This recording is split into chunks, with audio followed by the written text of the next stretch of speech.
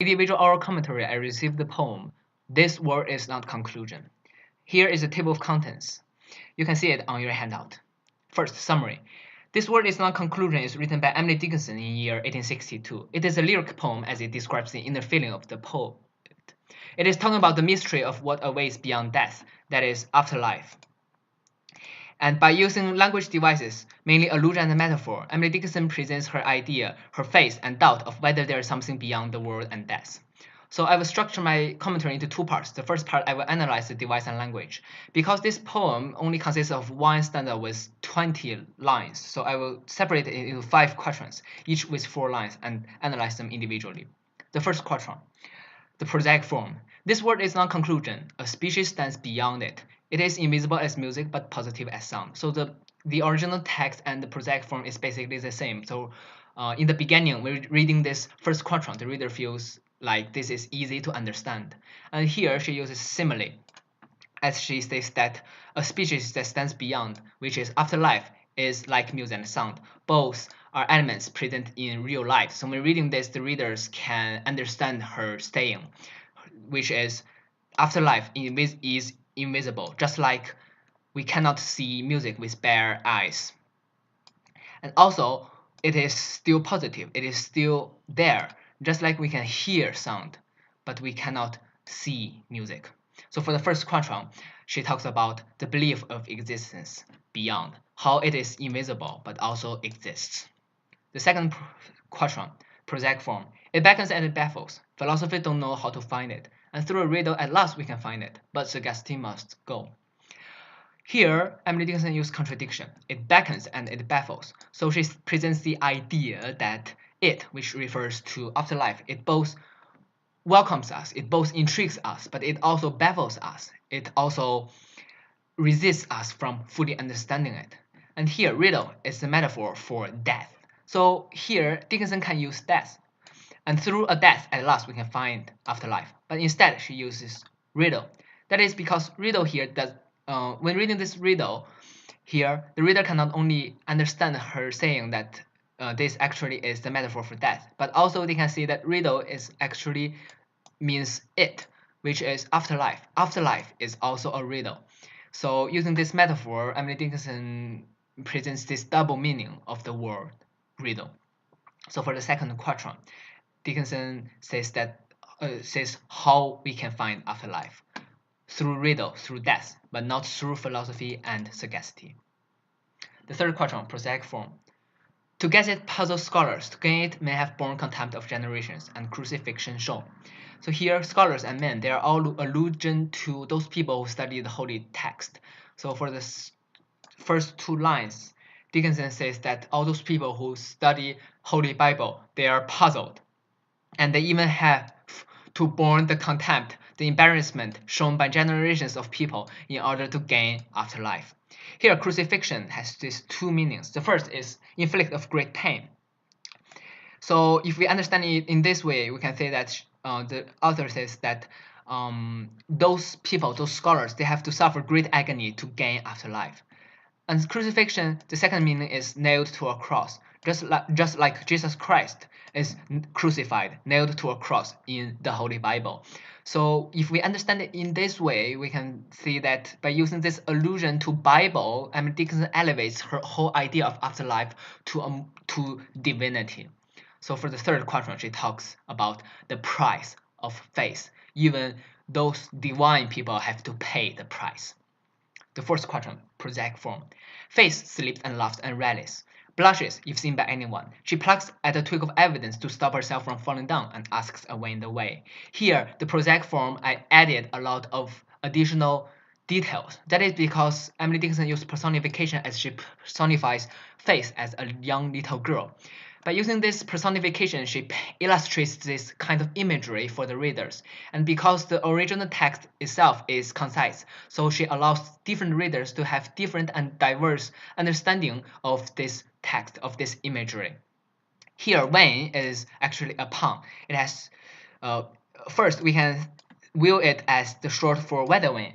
So asking whether when the way itself is absurd, just like having faith in afterlife. And also, it is the poem for vain, in vain. So if we understand it in this way, we can say that see that the poet says that having faith itself is not only absurd but also in vain. So for the first quatrain, she talks about how faith needs the support of evidence, just like the young little girl needs to pluck at the twig of evidence to stop herself from falling down. The fifth quatrain, prosaic form. Much gesture is shown from the pulpit, strong hallelujahs roll in the crowd. Narcotics cannot still the toothache that nibbles at the soul. Here, pulpit and hallelujahs, they are all alluding to those people who strongly believe in God and influence others to believe in God. And tooth is short for toothache. And narcotics and toothache, they are, again, all elements present in real life. So when reading this line, the readers can recall their memory when they are having a toothache in reality. And they even use narcotics to ease the pain of the toothache. So when reading this, the readers recall their memory and understand what Emily Dickinson wants to present. That is, she describes faith as narcotics and doubt as toothache. So for the fifth quatrain, Emily Dickinson presents the idea that the feeling of doubt cannot, faith itself cannot ease the feeling of doubt. So for the second part, I will analyze the punctuation and the format of this poem. First, I will read it in a rhythmic way.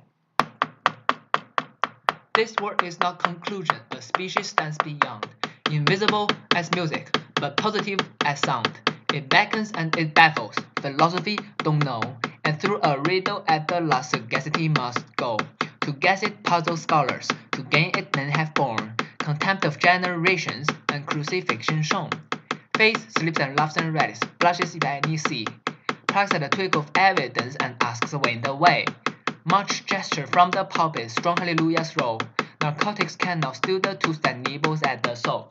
So when reading this, we can see that rhyme presents in every last word of the second and fourth line of each stanza or each stanza. So here, by using this rhyme as well as the even meters, Emily Dickinson makes the whole reading of this poem really rhythmic. And also here is the rhythmic dashes. Almost every line ends with this kind of dashes. So this allows the readers to pause for a short while and ponder the meaning of each line after they read it. And also here, this rhythmic dashes, they all indicate short pauses as well as caesura. So when reading this line, the reader has to pause for a little while at this place. For example, it beckons and it baffles, philosophy don't know. And this makes the reading of this whole poem, again, very rhythmic.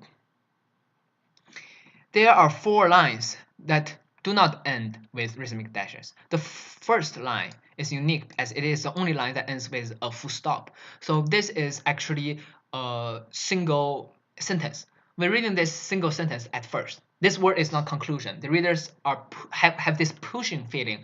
They feel like they are compelled to read additional information in order to understand this simple statement. And here, these 2 lines as well as this line, they are all in enjambment as the idea flows to the second line.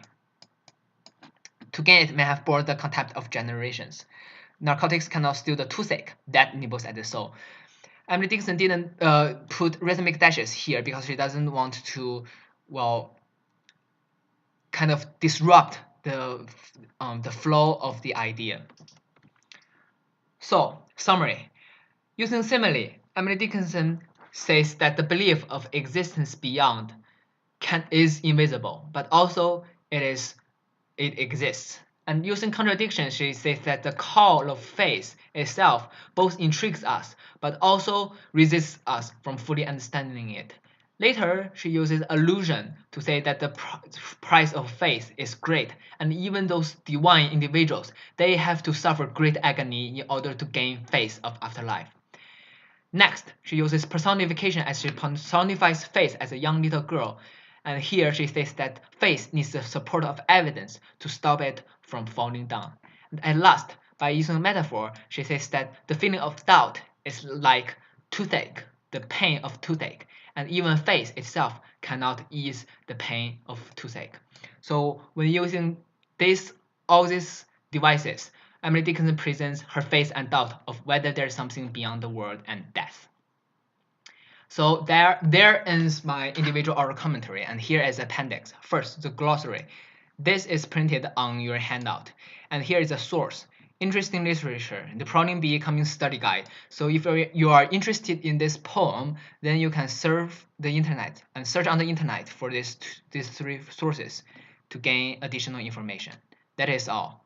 My name is Graydon. Thank you for your listening.